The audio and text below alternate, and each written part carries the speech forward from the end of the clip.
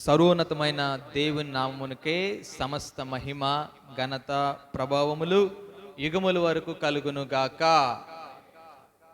అలాగే దైవ సన్నిధికి వచ్చిన మీ అందరికీ నా హృదయపూర్వకమైన వందన. బాగున్నారా? క్లుప్తంగా దేవుని మాటలు చెప్తాను, జాగ్రత్తగా వినండి. ఈరోజు అంశం పేరు వినయములో ఉన్న విజయాలు. వినయములో ఉన్న విజయాలు. వినయం, విధేయత, తగ్గింపు, లోబడటం, అనుకువ, ఇవన్నీ కూడా ఒకే అర్థాన్ని ఇచ్చే పదాలు. ఇవన్నీ కూడా ఒకే అర్థాన్ని ఇచ్చే పదాలు. ప్రియమైన దేవుని పిల్లరా, దేవునికి ఇష్టమైనది ఈ యొక్క గుణం అన్నమాట. ఏంటిది? వినయం. వినయం అంటే మంచి గుణం. అది ఏ గుణము? మంచి గుణం. ప్రియమైన దేవుని పిల్లరా, మన యేసయ్యలో మంచి గుణాలు ఎన్నైతే ఉన్నాయో అన్ని గుణాలు కూడా మనం ఆరాధిస్తున్న దేవునిలో ఉన్నాయి. దేవునికి స్తోత్రం. ఆయనకి మరొక పేరు సుగుణాల సంపన్నుడు. ఏంటంట? మనం ఆరాధిస్తున్న దేవుడు ఎవరు? సుగుణాల సంపన్నుడు. సు అంటే మంచి గుణం, మంచి గుణాల సంపన్నుడు.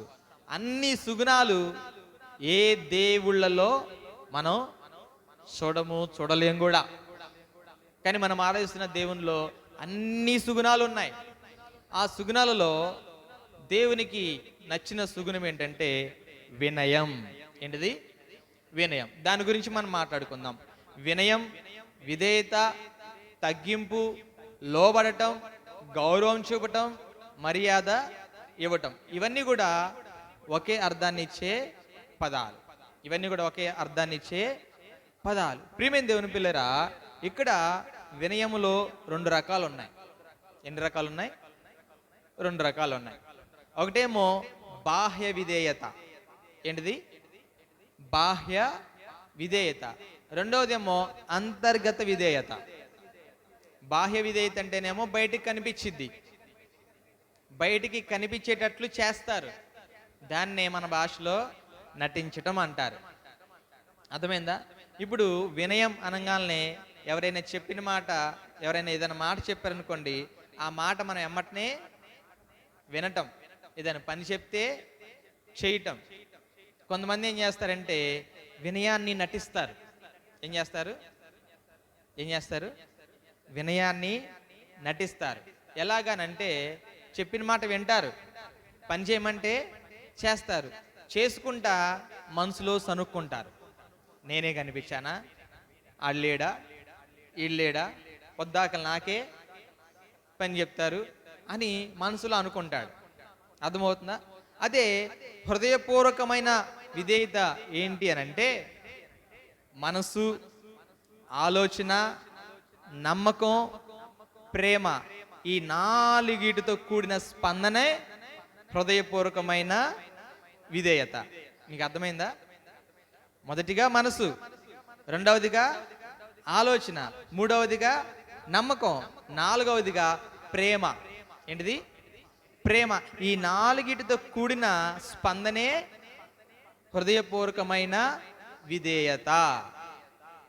ఎవరైనా ఏదైనా పని చెప్పినా మనస్ఫూర్తిగా చేస్తారు, ఇష్టపూర్వకంగా చేస్తారు, కష్టంగా అనుకోరు.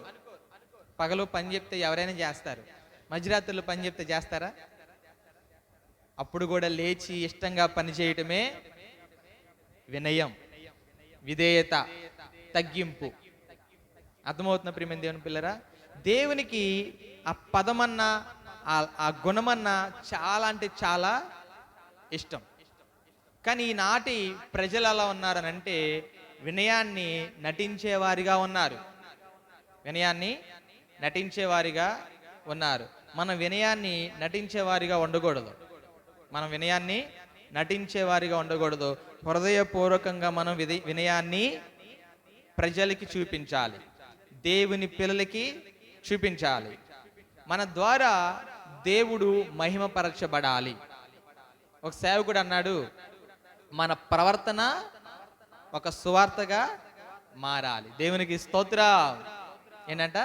మన ప్రవర్తన ఒక సువార్తగా మారాలి. మన ప్రవర్తన ఒక సువార్తగా మారాలి అని అంటే మనలో వినయం ఉండాలి. ఏముండాలమ్మా? ఏముండాలి? వినయం ఉండాలి. ఎవరు ఎవరికి లోబడాలి? మళ్ళా ఎవరు ఎవరికి లోబడాలి? నేను ముందే మీకు చెప్పా, వినయం, విధేయత, తగ్గింపు, లోబడటం, ఇవన్నీ ఒకే అర్థాన్ని ఇచ్చే పదాలు. మనం ఎవరికి లోబడాలి అని అంటే భూమి మీద ప్రజలందరూ సర్వోన్నతమైన దేవునికి లోబడాలి. ఎందుకు లోబడాలి? మనల్ని సృష్టించింది ఆయన, మనకి జన్మనిచ్చింది ఆయన, మనకి జీవితాన్ని ఇచ్చింది ఆయన, మనకి బ్రతకటం నేర్పించింది ఆయన. అర్థమవుతుందా? మనకి వర్షాన్ని ఇచ్చింది, సూర్యచంద్ర నక్షత్రాదులను ఇచ్చింది, తినడానికి ఆహారాన్ని ఇచ్చింది ఆయన. ఆయనకి మనం లోబడాలి. దేవునికి మనం లోబడాలి. లోబడకపోతే ఏమవుతుందనంటే అవిధేయుల కిందకి మనం వెళ్ళిపోతాం. లోబడనొల్లని ప్రజల క్రిందకి మనం ఆ జాతులకు మనం వెళ్ళిపోతాం. లోబడిన నోవాహు ఏమయ్యాడనంటే జలప్రలయంలో రక్షింపబడ్డాడు. ఏమయ్యాడు? లోబడ్డా. నోవాహు లోబడ్డా? లోబడ్డాడు. లోబడి నోవాహు ఏమయ్యాడంటే నోవాహు అతని కుటుంబం జలప్రలయంలో రక్షింపబడింది. లోబడినొల్లని ప్రజలు ఏమయ్యారు? జలప్రలయంలో జల సమాధి అయిపోయారు. అయిపోయారా? ఎవరైనా మిగిలారా? ఎవరి వీళ్ళు? లోబడనొల్లని ప్రజలు. తరువాత సొదొమ గొమొర్రాల్లో లోతు అన్న ఒక ఆయన ఉన్నాడు. ఆయన దేవుని మాటకు లోబడ్డాడు కాబట్టి అతను రక్షింపబడ్డాడు. అవునా? లోబడ్డాడు కాబట్టి కాపాడబడ్డాడు. మరి ఆ సొదొమ గొమొర్రాలో ప్రజలందరూ లోబడ్డారా? లోబడలా. ఏమయ్యారు? ఆ అవిధేయులను అగ్నిగంధకాలు ఆహుతి చేశాయి. అవిధేయులను అగ్నిగంధకాలు ఆహుతి చేశాయి. చూసారా? లోబడాలి. ఎవరికి లోబడాలంటే సర్వోన్నతమైన దేవునికి. ఆయన పిల్లలమైన మనం, భూమి మీద ఉన్న ప్రతి ఒక్కరూ కూడా లోబడాలి. రెండవదిగా సంఘము కాపరికి లోబడాలి. ఎవరికి లోబడాలి? సంఘము కాపరికి లోబడాలి. గొర్రెల కాపరికి లోబడితే ఏమవుతుంది? వాటికి రక్షణ, వాటికి ఆరోగ్యం, వాటికి మంచి పచ్చిక, అవునా? మంచి ఆహారం దొరికిద్ది కదా? దొరికిద్దా దొరకదా? అదే గొర్రె వినలేదనుకోండి, మాట వినలేదనుకోండి, ఏమైపోతుంది? రోడ్డు మీద ఏ లారీయో, ఏ కారో, ఏ బస్సో తగిలింది. అవునా?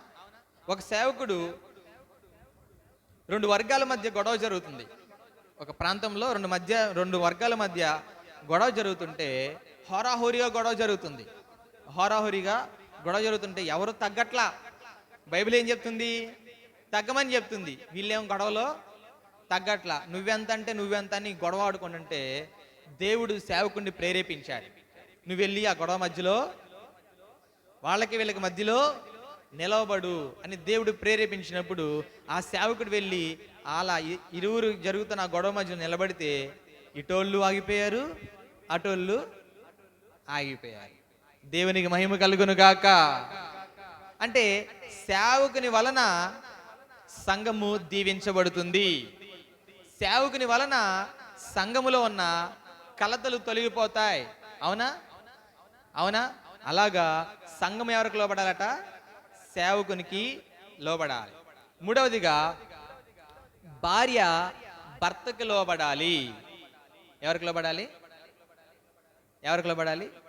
భార్య భర్తకు లోబడాలి. కానీ ఈ కాలంలో చాలా మంది గృహాలలో, కుటుంబాల్లో పెత్తనాలు ఎవరు చేస్తారు? బీరువాతాళాలు ఎవరి దగ్గర ఉంటాయి? అమ్మా, భర్త చెప్పింది జరగదు, భార్య చెప్పిందే జరిగింది.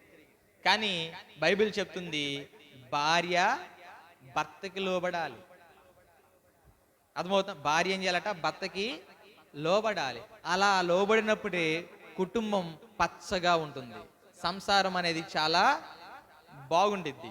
జ్ఞానవంతురాలు తన ఇల్లు కట్టును, జ్ఞానవంతురాలు తన ఇల్లు కట్టును అని వాక్యం స్పష్టంగా సెలవిచ్చింది కదా. మనం ఏం చేయాలంట? అదే భార్యలు ఏం చేయాలట? భర్తలకి లోబడాలి. భర్తల్ని ఎదిరించకూడదు. నీకేం తెలుసు అని అనకూడదు. కొంతమంది ఈ మధ్య ట్రెండ్ అయిపోయింది కదా, పేరు పెట్టి పిలవటం. ఇంతకుముందు ఏమండి, లేకపోతే అయ్యగారు, లేకపోతే యజమానుడా అని అంతకుముందు మాట్లాడేవాళ్ళు. అసలు పిలవటానికి కూడా భయపడేవాళ్ళు. ఇలా అలాంటిది పోయి ఈ రోజులు ఏమైపోయింది అని అంటే పేరు పెట్టి పిలుస్తున్నారు, లేకపోతే నిక్నేములు పెట్టి పిలుస్తున్నారు. ప్రియమైన దేవుని పిల్లరా, ఆ విధంగా క్రైస్తవులైన బిడ్డలు ఉండకూడదు. భర్తని ఒంటరిగా ఉన్నప్పుడు మనం గౌరవించాలి, భర్త 10 మందిలో ఉన్నప్పుడు మనం గౌరవించాలి.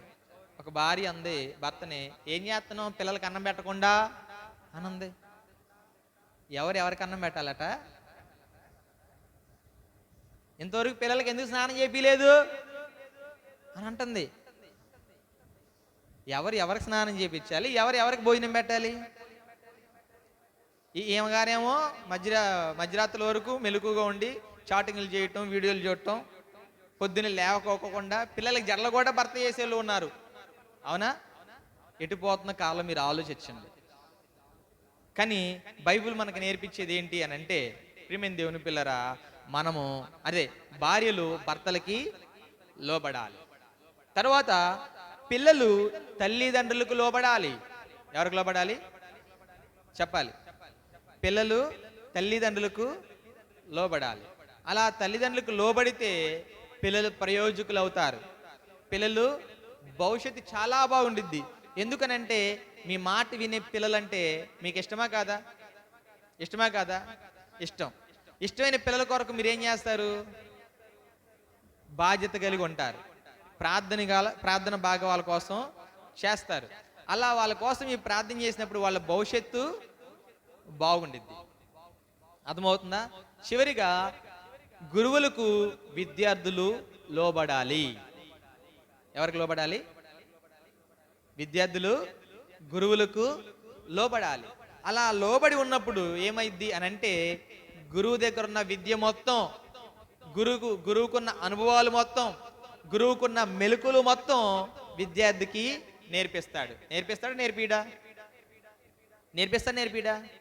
నేర్పిస్తాడు.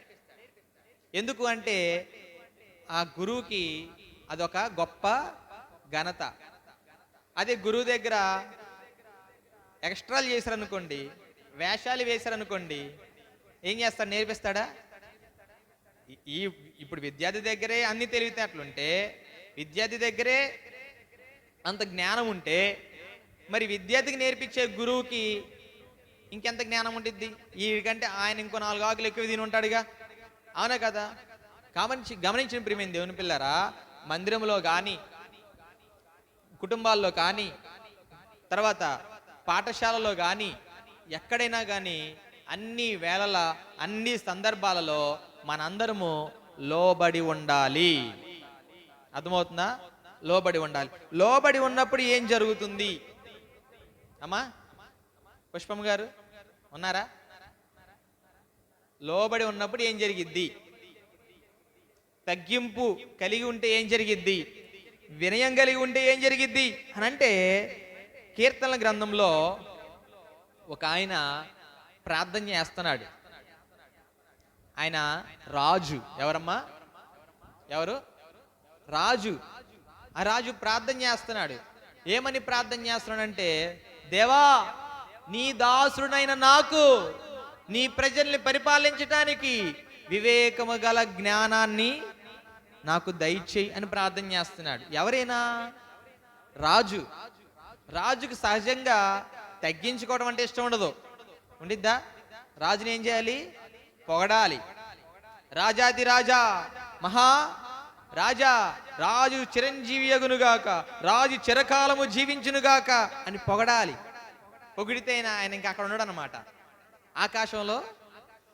అలాంటి రాజు ఏం చేస్తున్నాడంటే, నీ దాసుడినైన నాకు, దాసుడు అంటే ఎవరమ్మా? పని చేసేవాడు. ఎవరు? పని చేసేవాడిని దాసుడు అంటారు. అర్థమవుతుందా? అంటే రాజు అయిన ఆయన ఎంత తగ్గించుకున్నాడో చూడండి దేవుని దగ్గర. అర్థమైందా? రాజు అయిన ఆయన దేవుని దగ్గర ఎంత తగ్గించుకున్నాడో మీరు ఆలోచించండి. నీ దాసుడినైన నాకు నీ ప్రజల్ని పరిపాలించడానికి నాకు వివేకము గల జ్ఞానాన్ని ఇవ్వమంటున్నాడు. ఆ విధముగా ప్రార్థన చేశాడు కాబట్టి, ఆ విధముగా తగ్గించుకున్నాడు కాబట్టి, దేవుని దగ్గర వినయాన్ని చూపించాడు కాబట్టి దేవుడు తిరిగి ఏమంటున్నాడు తెలుసా? చూద్దాం. అదే రాజులు మొదటి గ్రంథము 3వ అధ్యాయము 12వ వాక్యం. రాజులు మొదటి గ్రంథము 3వ అధ్యాయం 12వ వాక్యం. నీవు ఇలాగున అడిగినందున నీ మనవి ఆలకించుచున్నాను, బుద్ధి వివేకములు గల హృదయము నీకిచ్చుచున్నాను. పూర్వీకులలో నీ వంటి వాడు ఒక్కడును లేడు, ఇక మీదట నీ వంటి వాడు ఒక్కడును ఉండడు. మరియు నీవు ఐశ్వర్యమును ఘనతను ఇమ్మని అడగకపోయినను నేను వాటిని కూడా నీకు ఇచ్చుచున్నాను. అందువలన నీ దినములన్నిటిలోనూ రాజులలో నీ వంటి వాడు ఒక్కడైనను ఉండడు. దేవునికి స్తోత్ర. దాసుడు ఏమడిగాడు? రాజు ఏమడిగాడు ఇక్కడ? నాకు నీ ప్రజల్ని పరిపాలించడానికి జ్ఞానం ఇవ్వయ్యా అని తగ్గించుకొని అడగటం వలన దేవుడు ఏమి ఇచ్చాడనంటే బుద్ధి వివేకము గల జ్ఞానాన్ని ఇచ్చి, అంతే మాత్రమే కాకోకుండా నీవు నన్ను జ్ఞానాన్ని అడిగావు కాబట్టి జ్ఞానమే కాదు, నీకు ఘనతనిస్తాను, ఐశ్వర్యాన్ని ఇస్తాను, పేరునిస్తాను, ప్రఖ్యాతిని ఇస్తాను. నీ వంటి జ్ఞానవంతుడు గాని, నీకు ముందు గాని, నీకు తర్వాత గాని ఎవరు రారు అన్నాడు. ఎవరు ఉండరు అని అన్నాడు దేవుడు. చూసారా? ఈయన పేరు ఏంటంటే సొలొమోను. ఎవరమ్మా?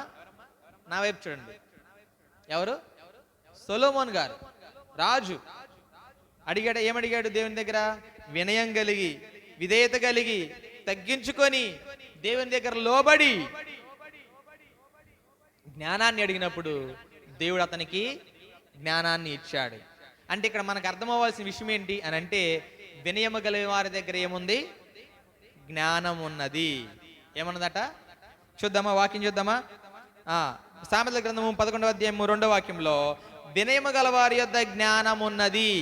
ఏమన్నదట? వినయము గల వారి యొద్ద జ్ఞానము ఉన్నది.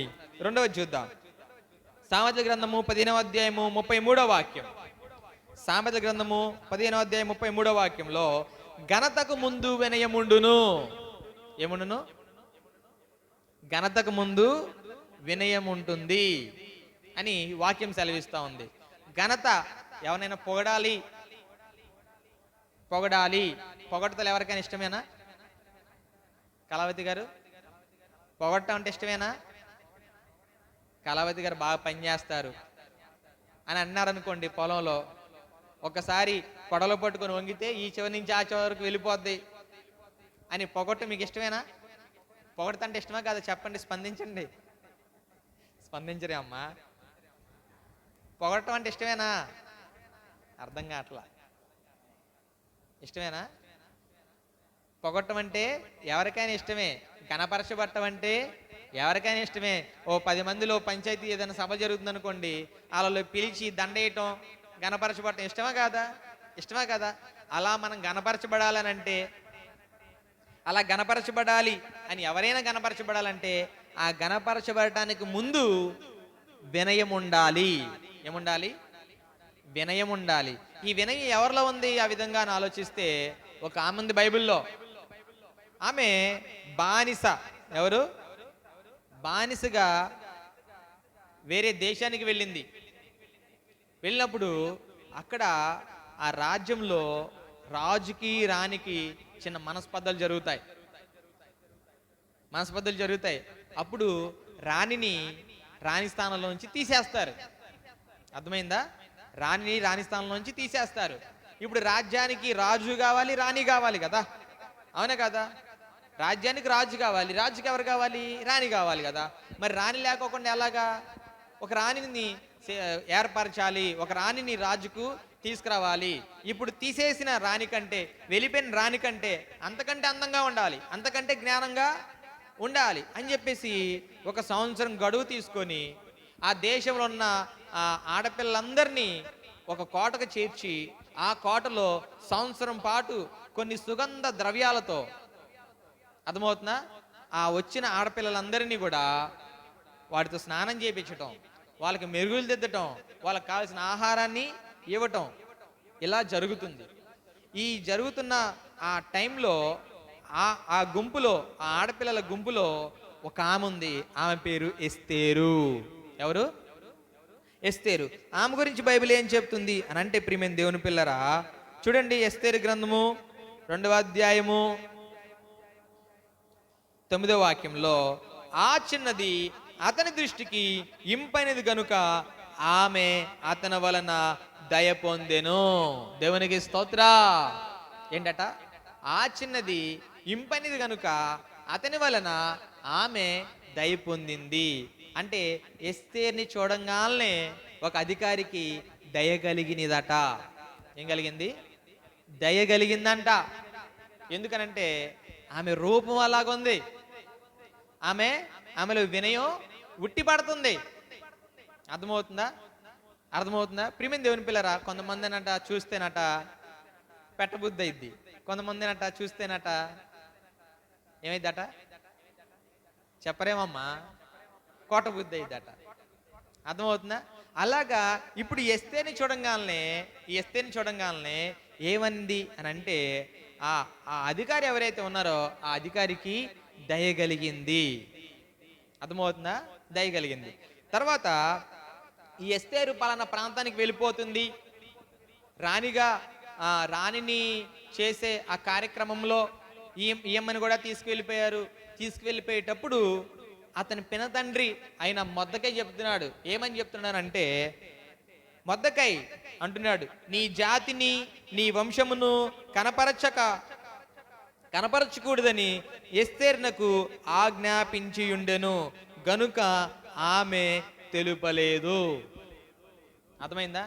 ఏంటంటే, అమ్మా నువ్వు ఇక్కడ నుండి రాజకోటకు వెళ్తున్నావు, అక్కడ చాలా మంది ప్రజలు వస్తారు, చాలా మంది స్త్రీలు వస్తారు, ఉన్నత వర్గం వాళ్ళు వస్తారు, ఆ కులాలు వస్తారు, వీళ్ళు వస్తారు, వాళ్ళు వస్తారు.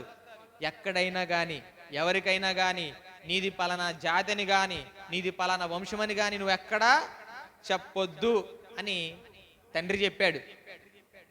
అసలు తండ్రి చనిపోయాడు, ఈయన పిన తండ్రి ఏం చెప్పాడు. చెప్పిన మాట వినదా అని అంటే, ఇక్కడ ఆమె జాతిని కానీ ఆమె వంశాన్ని కానీ ఎవరికి తెలుపలేదు. మాట వినదా అంటే వినయాన్ని చూపించింది. ప్రియమైన దేవుని పిల్లరా, ఈ విధముగా ఒక సంవత్సరం గడిచిపోయింది. ఇప్పుడు ఎవరైతే ఆ రాణిగా చేయటానికి ఎవరినైతే ఈ ఆడపిల్లలందరినీ తీసుకొచ్చారో, స్త్రీలందరినీ తీసుకొచ్చారో, వీళ్ళందరూ ఒకరోజు రాజు ముందుకు వెళ్ళాలి. రాజు ముందు నడుచుకుంటూ వెళ్తే రాజు ఎవరిని చూసైతే ఆ దండాన్ని ఇలా చాపుతాడో వాళ్ళే ఆ రాజ్యానికి రాణి. అర్థమైందా? ఆ రాజ్యానికి రాణి. ఇప్పుడు అందంగా తయారైపోయి రాజు ముందు నడుచుకుంటూ వెళ్ళాలి. ఈ అందంగా తయారయ్యే ఆ కార్యక్రమంలో ఏం జరిగిద్దంటే, 100 మంది స్త్రీలు ఉంటారు, 1000 మంది స్త్రీలు ఉంటారు కదా, వాళ్ళు ఏది అడిగితే అది ఇవ్వాలి. చెవులీలు అడిగితే చెవులీలు ఇవ్వాలి, పాపిడి బిళ్ళ అడిగితే అది ఇవ్వాలి, హారం అడిగితే హారం ఇవ్వాలి, వడ్డానం అడిగితే ఇక ఇది నీకొద్దు అంటాకి లేదు. ఆమె గనక అందంగా తయారవటానికి సుగంధ ద్రవ్యాలతో స్నానాలు అన్నీ అయిపోయిన తర్వాత అలంకరించుకోవడానికి ఏది అడిగినా అది ఇచ్చేయాలి. అర్థమవుతుందా? ఏది అడిగితే అది ఇచ్చేయాలి. అసలే ఆడవాళ్ళకి ఏం ఎక్కువ? ఆశ ఎక్కువ. ఒకసారి ఏం జరిగిందంటే, ఒక 4 అంతస్తుల బిల్డింగ్ ఉంది. 4 అంతస్తుల బిల్డింగ్లో పెళ్లి చూపుల్లాగా పెట్టారనమాట. వెళ్ళేటప్పుడు బోర్డు ఉంది. ఏమని బోర్డు? ఒక మంచి 2 గుణాలు కలిగిన వ్యక్తులు ఇక్కడ ఉన్నారు. ఏంటి? రెండు గుణాలు కలిగిన వ్యక్తులు ఇక్కడ ఉన్నారు అని చెప్పేసి లోపలికి వెళ్తే అందరినీ చూశారు.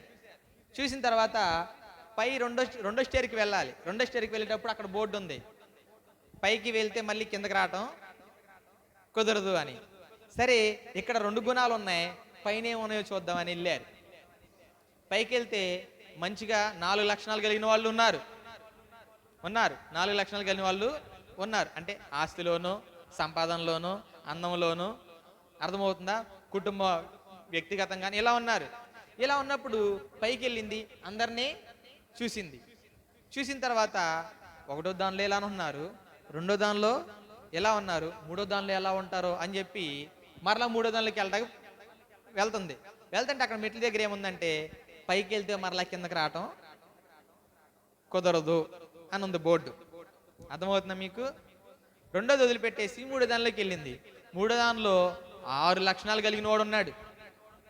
అందం కానీ, ఐశ్వర్యం కానీ, ఇక ఆలోచించే పనే లేదు, వెనక ముందు చూడకుండా పెళ్లి చేసేసుకోవచ్చు. అయితే 4వ దానిలో 1వ దానిలో ఎంతమంది ఉన్నారు, 2వ దానిలో ఎంతమంది ఉన్నారు, 3వ దానిలో ఎంతమంది ఉన్నారు, 4వ దానిలో ఎవరున్నారో అని చెప్పేసి 4వ దానిలోకి వెళ్ళటం మొదలుపెట్టింది. అక్కడ చూసింది పైకి వెళ్తే కిందకి రావటం కుదరదు, అని చెప్పేసి అసలు పైన ఏముందో చూద్దామని చెప్పేసి ఆశ ఉండేది కదా, ఆశతో పైకి వెళ్తే పైన ఏమీ లేదు. అంటే ఆశకి హద్దు లేదు అని ఒక బోర్డు రాసి ఆ పక్క నుంచి మెట్టుతో దిగి వెళ్ళిపోవాల్సి వచ్చింది. ఇక్కడ ఎవరినైనా పెళ్లి చేసుకుందామే, ఎవరినైనా ఏర్పరచుకుందామే అంటే ఎవరినే ఏర్పరచుకోవాలి. కాబట్టి ప్రియమైన దేవుని పిల్లరా, ఇలా ఆశకి హద్దు లేకుండా పోతున్న ఈ టైంలో ఇక్కడ ఏం చేశారంటే ఇలాగా రాజు ముందు వెళ్ళాలని చెప్పే కదా, ఏది అడిగితే అది ఇచ్చేయాలి. చదువుతారా? చదవండి. ఎస్తేరు గ్రంథము 2వ అధ్యాయము 15వ వాక్యం నేను చదువు చూడండి. 13-15. మరియు అంతఃపురంలో నుండి రాజు ఇంటిలోనికి వెళ్ళవలసిన సమయమందు ఆమె ఏమేమి కోరునో అది అట్టి స్త్రీకి ఇయ్యబడుట కద్దు. నేనట ఏదైతే ఆ స్త్రీ అడిగిద్దో, రాజు దగ్గరికి వెళ్ళేటప్పుడు ఏదైతే ఆ స్త్రీ అడిగిద్దో ఆ స్త్రీకి అది ఇచ్చేయాలి. ఓకేనా? ఇది ఆజ్ఞ. తర్వాత 15వ వాక్యం చూడండి. మొర్దెకై తన కుమార్తెగా స్వీకరించుకున్న తన పినతండ్రి అయిన అబీహయీలు కుమార్తెగు ఎస్తేరు రాజునొద్దకు వెళ్ళుటకు వంతు వచ్చినప్పుడు స్త్రీలను కాయు రాజు యొక్క షండుడైన హెగే నిర్ణయించిన అలంకారముగాక, అధికారి ఎవరైతే ఉన్నారో ఆ అధికారి నిర్ణయించిన అలంకారముగాక ఆమె మరి ఏమీ కోరలేదు. దేవునికి స్తోత్ర. అధికారి ఉన్నాడు కదా, అమ్మా నీకు ఈ దండ చాలు, అమ్మా నీకు ఈ ఉంగరం చాలు, అమ్మా నీకు ఈ చెవులీలు చాలు, ఇంతవరకు నీ చాలు అని అయ్యే ఇచ్చాడనుకో, అయ్యే తీసుకొని ఆమె రాజు సన్నిధికి వెళ్ళిపోయింది. అంటే ఇక్కడ అధికారికి ఆమె లోబడిందా? అధికారికి వినయం చూపిందా? అంతకుముందు తన పినతండ్రి అయిన మొర్దెకైకి వినయం చూపించిందా? ఆయన చెప్పిన మాట వినదు కదా. ఇప్పుడు ఆ హెగే ఎవరైతే ఉన్నారో అధికారి ఎంతైతే ఆమెకు అలంకరించుకోవడానికి ఇచ్చాడో అలంకారాన్ని ధరించుకొని రాజు ముందుకు వెళ్ళింది. రాజు ఆమెను చూసి, అర్థమైందా, రాజు ఆమెను చూసి దండం చూపుకోకుండా డైరెక్ట్గా నిలబడి ఆమె వైపు దండాన్ని చాపాడు. దేవునికి స్తోత్ర. అప్పుడు ఆమె మనుషులందరి వలన దయ పొందింది, వస్తీకి బదులుగా రాణిగా మారింది. చూసారా? ఇప్పుడు ఈమెకు వినయం ఉందా లేదా? చెప్పా. వినయం అంటే నటించేది కాదు. వినయం అంటే మనసుతో, ఆలోచనతో, నమ్మకంతో, హృదయపూర్వకంగా ప్రేమ కలిగి స్పందించేదే విధేయత, లేకపోతే వినయం. ఇప్పుడు ఏమేం చేసింది? వినయం కలిగి ఉన్నది కాబట్టి రాణిగా ఘనత పొందింది. ఘనత పొందిందా? ఇప్పుడు చెప్పండి, వినయం కావాలా వద్దా? మనకి వినయం కావాలా? వినయం కావాలి. 3వది చూద్దాం. అదే సామెతల గ్రంథము 22వ అధ్యాయం 4వ వాక్యం. వినయమునకు ప్రతిఫలము ఐశ్వర్యము. వినయము కలిగిన వారి దగ్గర ఐశ్వర్యం ఏముండిదట? వినయం కలిగిన వారు ఐశ్వర్యవంతులు అవుతారు. ఎవరైనా ఐశ్వర్యవంతులు అయ్యారా అని అంటే బైబిల్లో యాకోబు కుమారుడైన యోసేపు అనే ఒక వ్యక్తి ఉన్నాడు. అతని చిన్నప్పటి నుంచి కూడా చాలా వినయం, విధేయత, సద్భక్తి కలిగి జీవనం ఆయనది. ఆయనకి కల్మషం అనేది లేదు, ఆయనకి కపటం అనేది తెలియదు. ప్రియమైన దేవుని పిల్లరా, అతని అనలే నమ్మలా.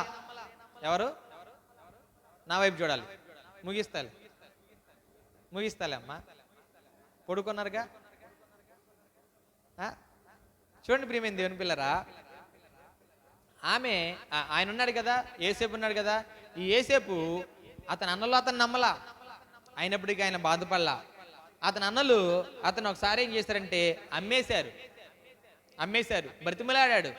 అయినా కానీ వినలా, చంపేద్దాం అనుకున్నారు. తర్వాత ఆలోచన మార్చుకొని అమ్మేసిన తర్వాత ఇతను ఎవరికైతే అమ్మబడ్డాడో వాళ్ళ ఇంట్లో నమ్మకంగా పనిచేయటం మొదలుపెట్టాడు. ఎలా చేశాడు? నమ్మకంగా పనిచేయటం మొదలుపెట్టాడు. ఆయన వినయం, ఆయన పని, ఆయన నమ్మకం. ఆ తర్వాత పోతీఫర్ ఇంట్లో అతన్ని గుమస్తాగా నియమించారు. ఎలా నియమించారు? గుమస్తాగా అంటే ఇంటి మొత్తానికి పోతీఫర్ కాకోకుండా, పోతీఫర్ తర్వాత ఏనే అనమాట. ఇంట్లో ఎంత వస్తుంది, ఎంత పోతుంది, ఎంత ధాన్యం ఉంది, ఎంత పోతుంది, ఎంత రోజుకి వండుతున్నారు, ఖర్చులేంటి, లాభాలేంటి అని అన్నీ ఆయన చూసుకుంటా ఉన్నాడు. అక్కడ కూడా అతను నమ్మకంగానే పనిచేస్తున్నాడు. అక్కడ కూడా పోతీఫర్ దగ్గర వినయంగానే ఉన్నాడు, లోబడే ఉన్నాడు. అయితే ఒకసారి ఏం జరిగిందంటే పోతీఫర్ భార్య అతన్ని ప్రేమించి నాతో ఉండమని అడిగినప్పుడు, ఇది దేవునికి నేను ద్రోహం చేయలేను, నా యజమానికి నేను ద్రోహం చేయలేను అని చెప్పి అక్కడి నుంచి పారిపోయాడండి. ఈరోజు ఎవరైనా పారిపోతారు? అలాగా పారిపోవడం పక్కన పెడితే అమ్మాయిలు ఎమ్మటి పొరుగెడుతున్నారు జనాలు, అవునా? కొంతమంది రోడ్డు మీద అలా వెళ్తుంటే ఆడపిల్లలు అదో రకంగా చూస్తూ ఉంటారు కదా, వాళ్ళని అల్లరి చేయటం, హేళన చేయటం, అవునా కదా, కామెంట్లు చేయటం చేస్తూ ఉంటారు కదా. కానీ యోసేపు మాత్రం అటువంటి వ్యక్తి కాదు. పాపానికి దూరంగా పారిపోయిన వ్యక్తి ఎవరైనా ఉన్నారు అని అంటే అది యోసేపు మాత్రమే. పాత నిబంధన కాలంలో ప్రియమైన దేవుని పిల్లరా, పారిపోతే అతని మీద నింద వేసి అతన్ని జైలు పాలు చేశారు. అప్పుడు కూడా అతను దేవుణ్ణి ఎప్పుడు కూడా ఏ మాట అనలా. జైల్లో కూడా అతన్ని ఏం చేశాడంటే ఆ లోపల ఉన్న ఖైదీలకి మేలు చేశాడు.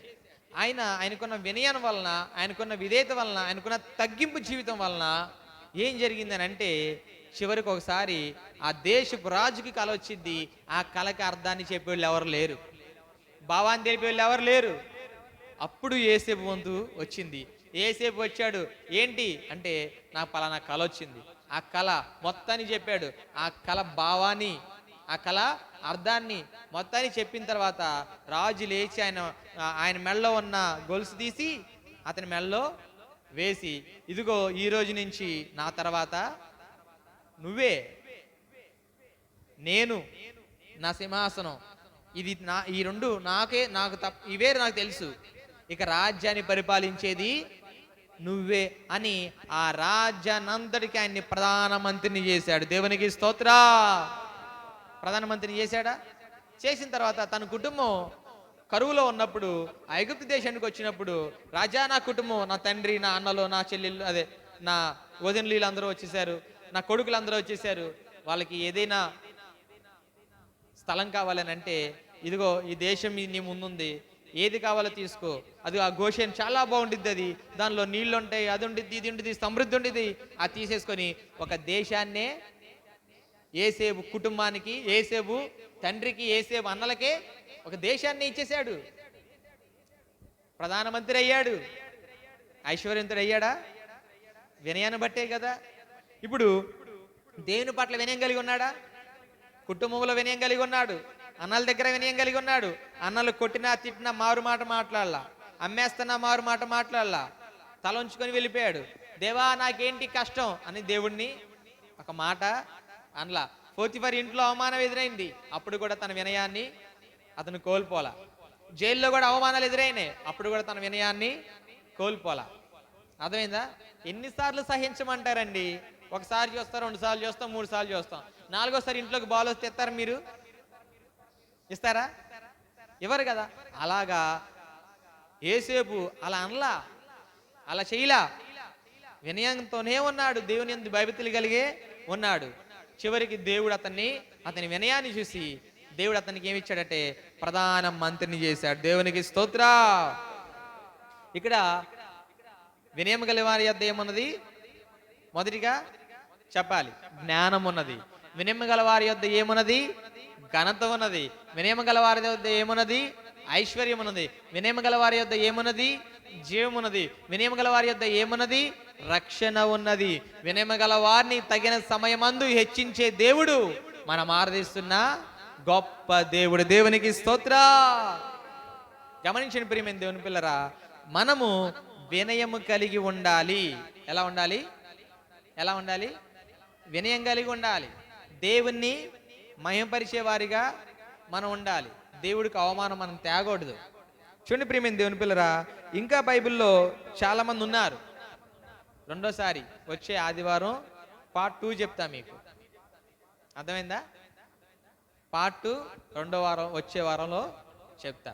కాబట్టి గమనించండి, దేవుడు మనల్ని వినయము కలిగి జీవించమంటున్నాడు. ఎలా జీవించమంటున్నాడు? మీరు బాగా గుర్తుపెట్టుకోవాలి, ఎందుకంటే వచ్చేవారం మళ్ళీ ఇలాంటి వాక్యం చెప్తాయి కదా, దానికి వచ్చేవారం మీరు వింటేనే ఇది అర్థమయ్యేది. మనం ఎలా ఉండాలి? వినయం కలిగి ఉండాలి.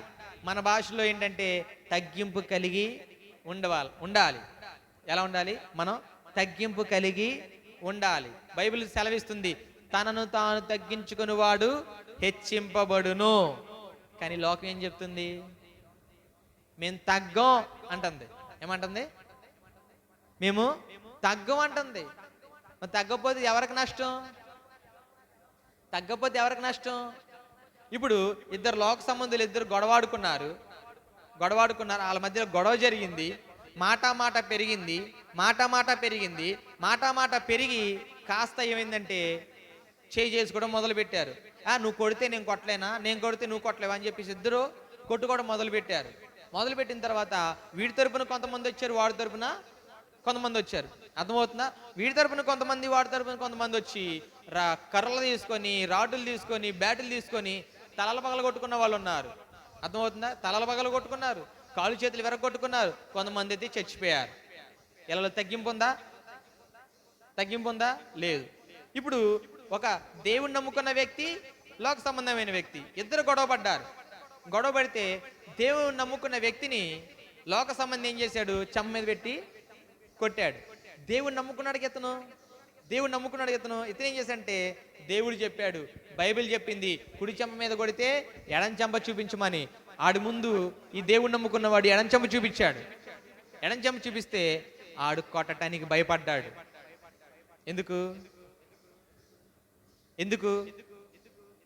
ఇప్పుడు ఈడు తిరిగి కొట్టాడు అనుకో, ఆడు ఇంకో దెబ్బ కొడతాడు. అప్పుడేమంటాడు? నువ్వు నన్ను కొట్టావు కాబట్టి నేను నిన్ను కొట్టాను అంటాడు.